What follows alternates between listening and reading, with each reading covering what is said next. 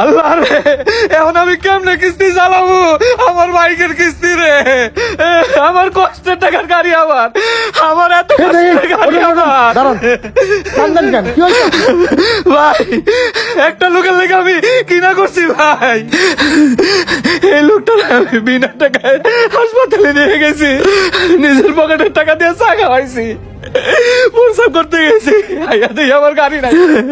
এই লোকটা আমার বাইকটা নিয়ে গেছে ভাই, আমার কিস্তির টাকা গাড়ি ভাই। আমার বউটা চাকরি করে না, আমার মোটর সাইকেলটা লয়ে দিছে। আপনি কোন এখন আমি কিস্তি চালাবো কেমন ভাই? আমার সর্বনাশ করে দিছে রে ভাই। ভাই ভাই ভাই কান্দেন না ভাই।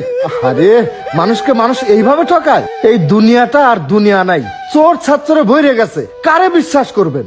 বিশ্বাস করে এই প্রতিদান পেলেন? আপনার মতো একজন সহজ সরল মানুষকে এভাবে ঠকাইলো?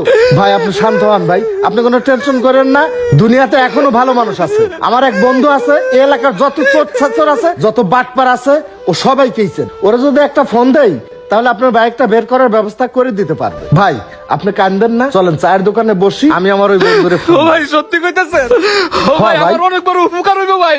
ও ভাই আমার এই উপকারটা করে দেন ভাই। ভাই আপনি কোনো টেনশন করেন না, আমি দেখতাছি বিষয়টা। আরে মানুষ মানুষের সাথে এরকম কাজ কিভাবে করে? ভাই বাইকটা খুঁজে পাবো তো ভাই? আরে ভাই আপনি কোনো টেনশন করেন না, আমি আপনার বাইক বের করার ব্যবস্থা করে দেবো, চলেন।